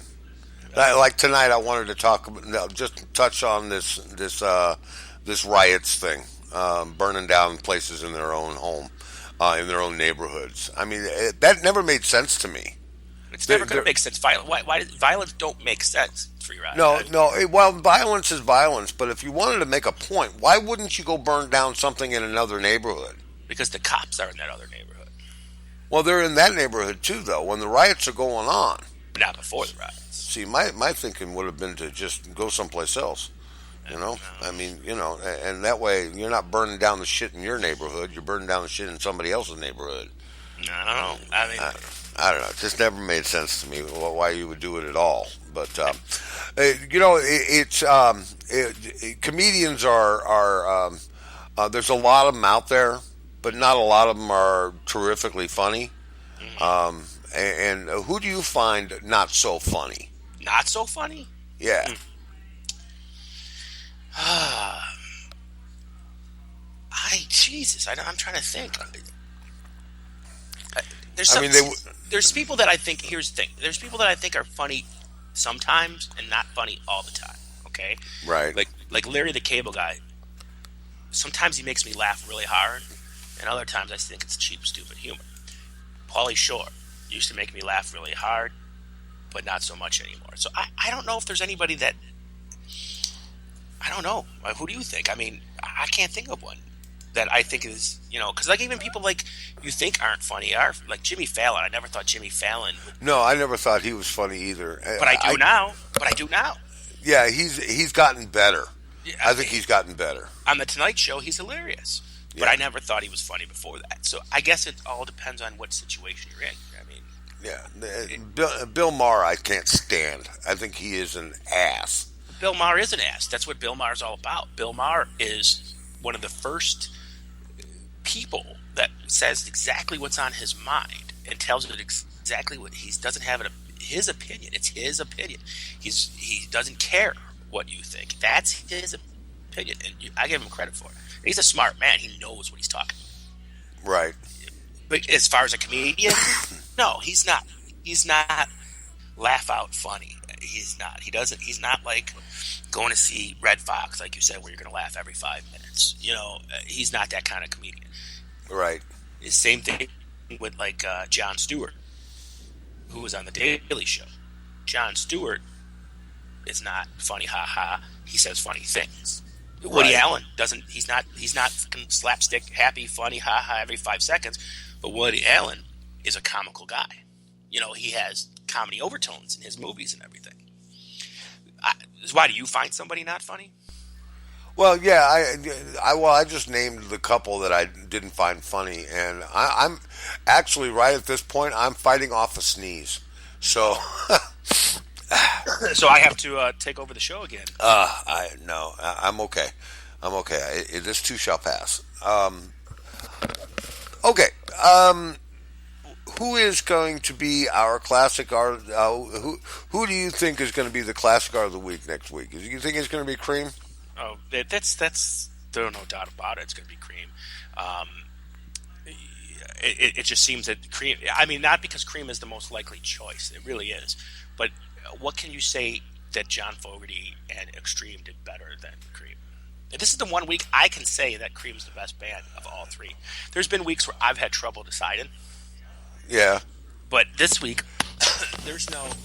I think, if, in my opinion, because I'm a big Cream fan, if you put them against anybody that we've ever had, I would choose them. Right. And I just love them that much. I mean, they only put out 3-4 albums, but I listen to those all the time, and you heard 3 great masters. Jack Bruce was a master on the bass. Ginger Baker. Right. I don't think anybody played better than Ginger Baker back then. I don't even give a shit who you say. Nobody. Right. Nobody did. He was in that band. He was in Blind Faith. He Right. He was good. He was good. And then you had Eric Clapton. Yeah. How can you go wrong with Eric Clapton? But Now, Eric Clapton is only true rock and roll self. That's the only true rock and roll albums by Eric Clapton was on Cream. Right. I'm still fighting it. Okay. You done? Just and talking about, speaking of drug problems, that band was nothing but a drug problem. Well, it was the 60s. Every band was a drug problem.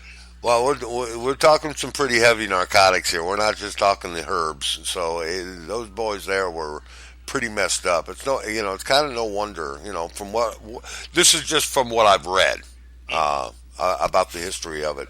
But they were into some pretty heavy stuff back then. Were they? Well, yeah, that's but that was the 60s, man. It was almost like if you. Can you hear me? Barely. No. I can. I was. You know what I did? I accidentally hit the play button and was listening to the show, and so I was hearing you in stereo. Oh. But we're good now. And folks, if you can't, if you're listening to us now and you're on the internet, and for some reason next week you can't, all you gotta do is go to Spreaker.com from your cell phone, and it'll play. And you can listen to us anywhere you want. We're also on, at the radio stations on TuneIn Radio, and we're also on our webpage. You can go to the webpage always. And I think that's all we're at right now. But as far as this show goes, you can get it on the webpage. After today, you can listen to all our episodes right after they air. Right after we hit done with this show, it's ready to go, and you can listen to it from the beginning. And if you want to call in, please do. Call in now. We got less than a half hour left. Go to kgfrocks.com, go to the Conjugal Visits page, and hit that Skype button that says click to call, and you'll be connected to us in a matter of seconds. Yeah. Tell us what you think, who you think the Classic Artist of the Week should be, who you think your favorite comedian is. How about some questions? I mean, anything. Anything, hit us. Also, on the Spreaker page, if you're in there, you can pull that up, and where it says chat, just click on chat, and you can hit me with a question. If you have any questions, we can talk about that. If you don't want to call in. And everything is confidential. We don't know who the hell you are. So if you want to call in and give us shit, you can call in and give us shit. Yeah, tell us our show sucks, will you? Just tell us our show sucks. Yeah. Right. That's it, man. Yeah. Get ignorant.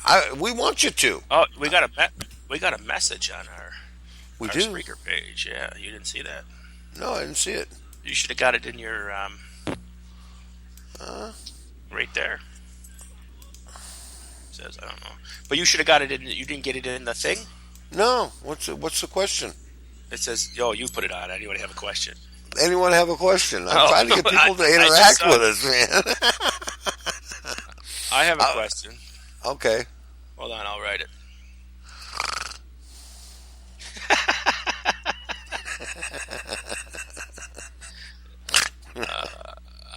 You're gonna love this one. Okay. All right, ready? All right, go ahead. I have a question. Who wrote the national anthem? Oh, Francis Scott Key. Oh, good. Very good. Did you go to school with him? No, I didn't go to school with him. He graduated the year before I did. Oh, I knew something. I knew you kind of knew him. And I knew of him. Did you go to your prom with Betsy Ross too? Didn't you? Yeah, she was a great lay. Oh yeah, Old Glory. Old Glory. Yeah, Betsy Ross. Jesus Christ. So what's coming up this week on the radio station? Uh oh.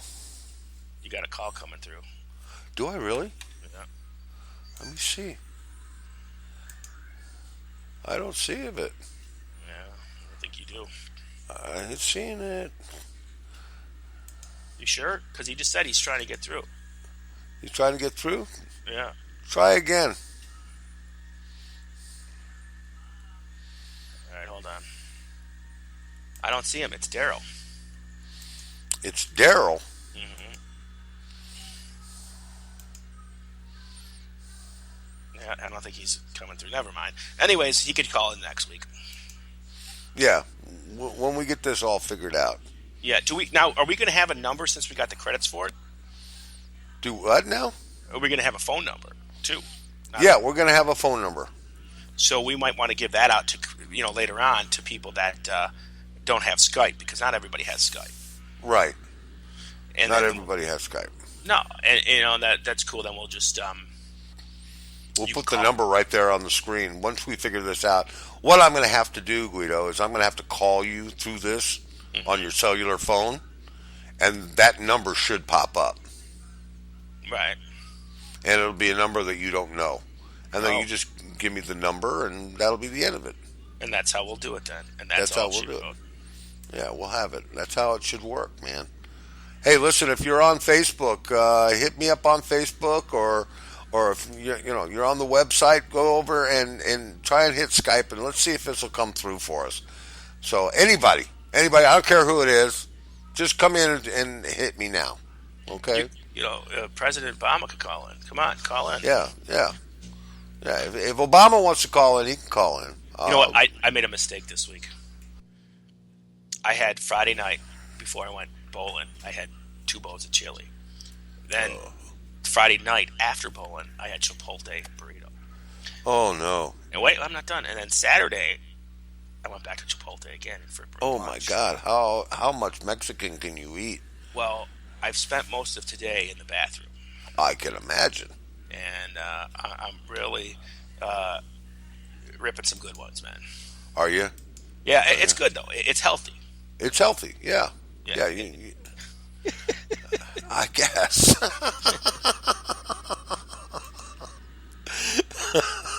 I guess it's healthy. Why not? I don't know if it's healthy for the rest of your family. Yeah, fuck them. I really don't know if it's healthy for the rest of your family. They got to smell it, not me. We don't have smell-o-vision yet. No, they don't smell. They're just gas air. They don't stink. Your shit does not stink. No, is that it never what you're has. saying? Yeah, never. Never. I mean, never. Never. Come on, your old lady hasn't said, turn on the fucking fan. Oh man, she's been worse than that. Turn on the frickin' fan, would you? Yeah. It's been. There's been times where I try to pretend like I'm sleeping into it, and I'll think she'll sleep in, and I'll let it go, and then I just get like elbowed in the side or whatever. Yeah.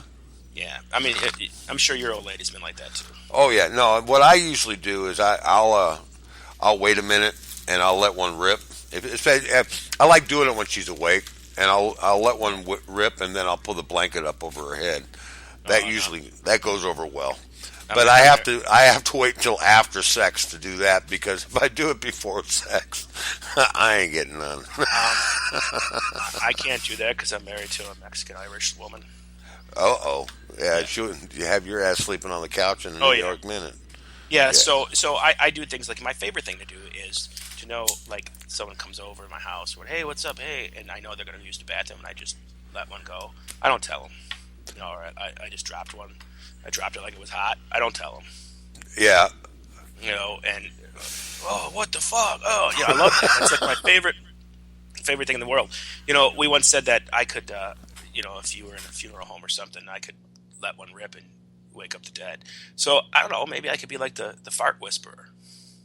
You could be a fart whisperer? Yeah, I might do Oh, the fart whisperer, are you? Yeah. Yeah, you're a pretty fart-smelling fella. Yeah, you're a fart smeller, man. Huh? Yeah, you're a pretty fart smeller.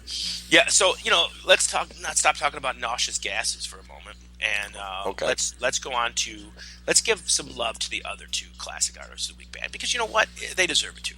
John Fogerty quit music for a while. He did 2 albums in the early 70s. He did like that Blue Ridge Rangers album, and he did another one. And they disappeared for like 9 years. Right.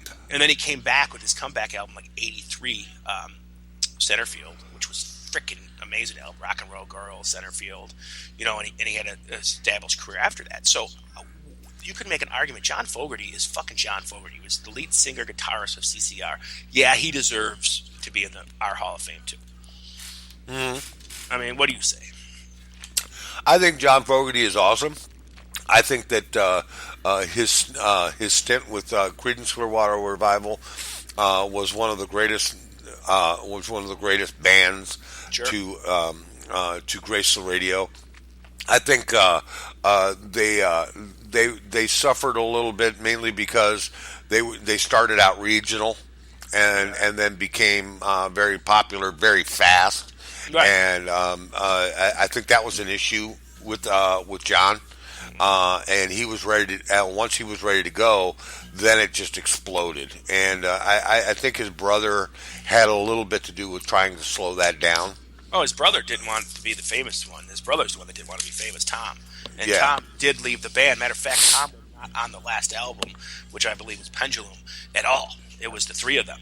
And it was Yeah. the first and only CCR album that all three of the people on it sang and wrote the music. Usually up to that point it was. And so that's when it showed you by that time John Fogerty was done, you know. Right. Yeah, you know, up to this point I wrote and sang every single song we did. Now I'm going to let you other two write songs and sing too. So he was done. It was like it was an obligation album. They had to do it for the record company, I think.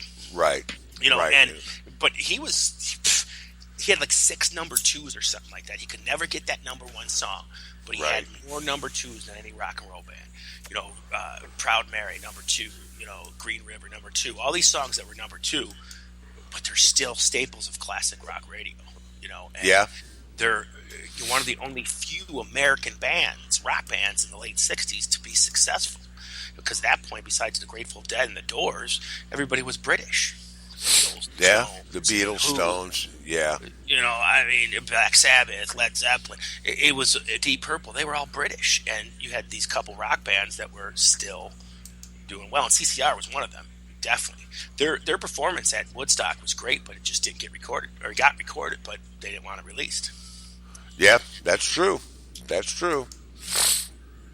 Yeah. So, but then you got the third band, Extreme. I know people might think, hey, well, what did they do? But no, taking retrospect, are they as big as an iconic band as Cream and John Fogerty? No. And they'll tell you that themselves. But Right. as far as musicianship goes, that band, if you sit and listen to their music, are some kick-ass killer musicians. And they deserve some freaking credit. Right. Yeah. No, I agree with you on that. I mean, I think there could be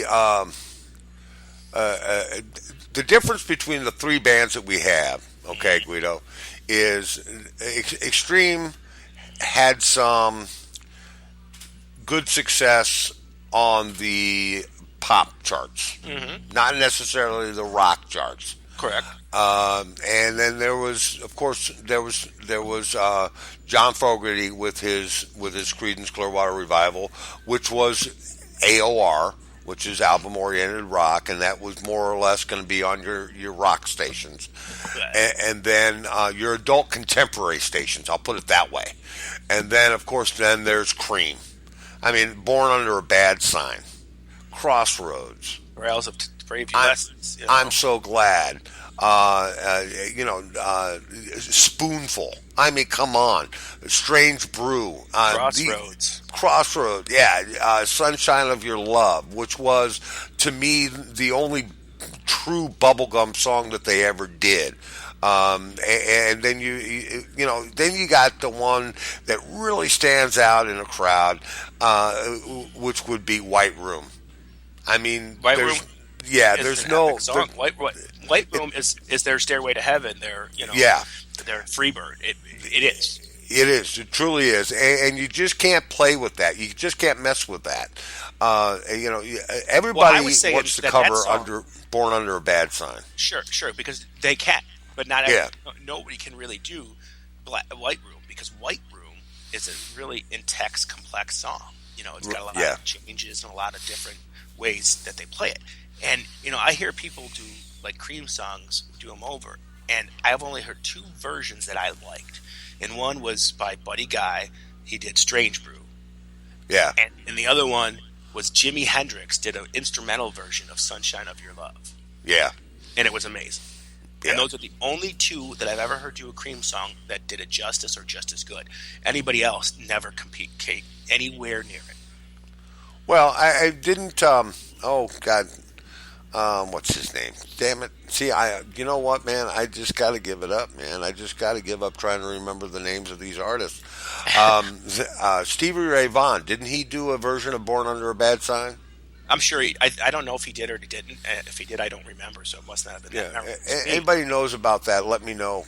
Come on in and tell us all about it, okay? But if That'd you be Google, nice. if you Google or YouTube or anything, Jimi Hendrix, "Sunshine of Your Love," it is blistering, amazingly good, and it's no vocals. It's just Hendrix playing homage to his friend and who he thought was the greatest guitar player in the world, Eric Clapton. And the funny thing about it is Eric Clapton thought that Jimi Hendrix was the greatest guitar player in the world. Right. And those two were friends. Can you imagine them two jamming together? Yeah. That would be music that I would want to hear, because you had the wild, electrified guitar of Hendrix, and then you had the laid-back brilliancy of Clapton. Clapton was laid back, slow hand. That's why they call him slow hand. He just played, man. He felt it and he played. Where Hendrix made love to his guitar. You know, he fucked it. He just hit in the ass and played it hard, rough. Right. Come here, baby. You know, and Clapton finessed you. He did he did foreplay before he played with you. Hendrix just got right in there. But they were both great guitar players. I can't imagine them being a band together. Imagine if he was in Cream too. It was Clapton and Hendrix. Clapton and Hendrix? And Bruce and Baker. That would be... they wouldn't be famous because they'd be too damn good and people wouldn't be able to appreciate it. That's what would happen. Right. What's your favorite? Here, we got a few minutes left, right? Right. Right now, you can pick 4 musicians. Guitar player, bass player, drummer, and singer. And create your own band. I don't care if they're dead or alive. You don't care if they're dead or alive. You can pick what you think would be the greatest band of all time. I think Jimi Hendrix, of course, on lead guitar. And I am going to say Joe Walsh on guitar. Mm-hmm. I'm going to say Iommi on bass. I am going to say Neil Peart on drums. And I'm going to say, you want me to pick a keyboardist? Sure, pick a keyboardist. Who do I know? Probably Rick Wakeman. Rick Wakeman. Now a vocalist? And a vocalist? Oh, Christ. I'm going to have to say either Eric Clapton or George Harrison. George Harrison. All right. Here's mine. Mine would be, on the lead guitar, my favorite of all time. I'm Steve Vai. Steve Vai, yeah. Hands down. If I had to pick a rhythm one, I would pick... See, I'm younger than you, so it's funny how our musical tastes are going to be, but they're going to be a little different. So my rhythm guitarist would probably be Slash, because I love the way Slash plays. Right. Drummer would definitely be Ginger Baker from Cream, definitely. A bass player of all time, and I got to play homage to him because he's from my hometown, would be Billy Sheehan. Keyboardist would probably be... I'm not too big on keyboardists, man. Shit. I've never been into the keyboard player that much. All right. I would pick the dude Think Sticks. No. Sticks. I would pick the dude. I can't remember his name. But from the band. Oh, the band. Yeah. Oh, what was his name? I can't think of his name. Or Lowell George, too. I would pick Lowell George is good, too. Yeah, he's good. Yeah, we'll go with Lowell George. But my singer would have to be, since it's a rock band, I'm tied between Chris Cornell and Ian Gillan. Okay. Those are good choices. My ultimate rock band. And who knows?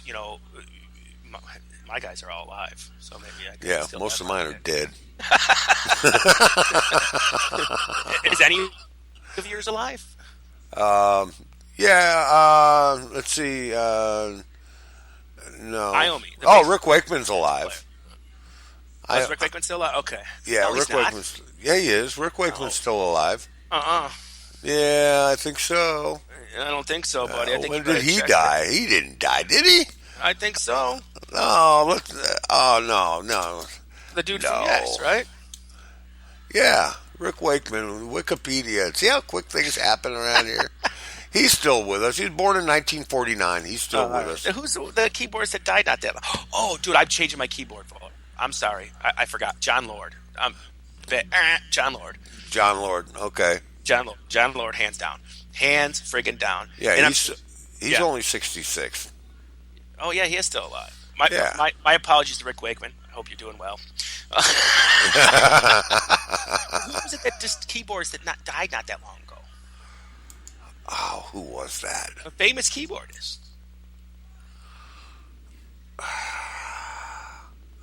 Somebody correct us. Yeah, there was a famous keyboard player that died not that long ago in the last 3-4 years. I'll think of it when we're off the air. Yeah, and it wasn't John Lord, but it was somebody else. And I know John Lord has passed away, but it wasn't him. It was not him. It was somebody else. If it wasn't Rick Wick. What's his name from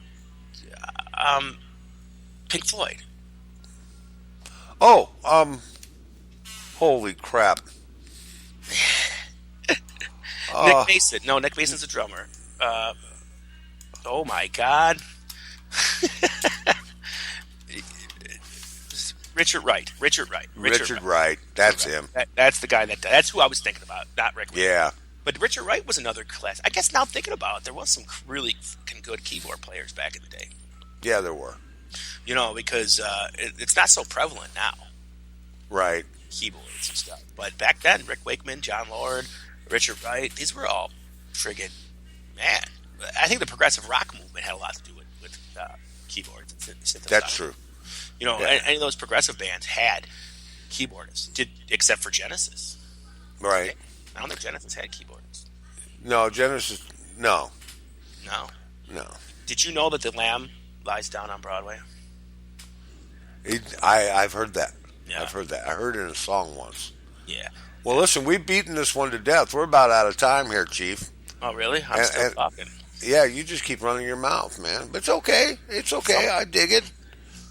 We had a little bit of fun tonight. And I want to thank our guest tonight, and Jamie Utley, for coming on our show. Thank you so much. If you want more information about Jamie, you can go to his website at jamieutley.com. And you can also see some of his comedy works over on YouTube. So go check that out. And if you're in an area where he's playing, he likes to play Indianapolis and around town there, check him out. He's really a funny guy. We're glad we could have him on our show tonight. And also want to remind you about the shows over on kgfrocks.com. Always good shows going on. Michael Hunt Esquire, also with Zookeeper Bob, myself, and Guido are here to entertain you. And also Rob Boyer over on Monday night with Metal Emina. Metal Emina? Metal Emina. And so check out all our shows and like us over on our Facebook page, okay? Go to our Facebook page, and we're trying to hit 1,000.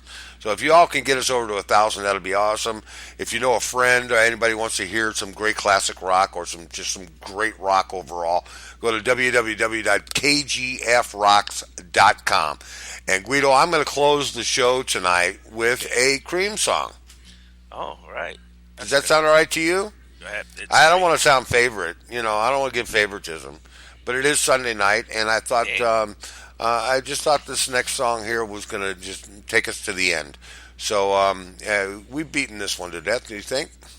I think. You think? Okay. I think. Well, this is the Conjugal Visit Show, and I'm Free Ride, and my buddy over there, Guido. We want to wish you all a good evening, and thanks for tuning in, and tell your friends about us, okay? Don't be shy. And next week, I expect some folks to be calling in. By the way, next week, we've got Lyndon Sickmeyer from Mars Needs Guitars. Cool. So that's going to be really cool. And we're going to play some Mars Needs guitar music and just talk about just rock and roll, man. We're going to talk about great artists and who he knows and his influences and stuff like that. So it's going to be a whole lot of fun, so you want to join us for that. So without further ado, I'm Free Ride, and that's Guido. We're saying good night. Adios.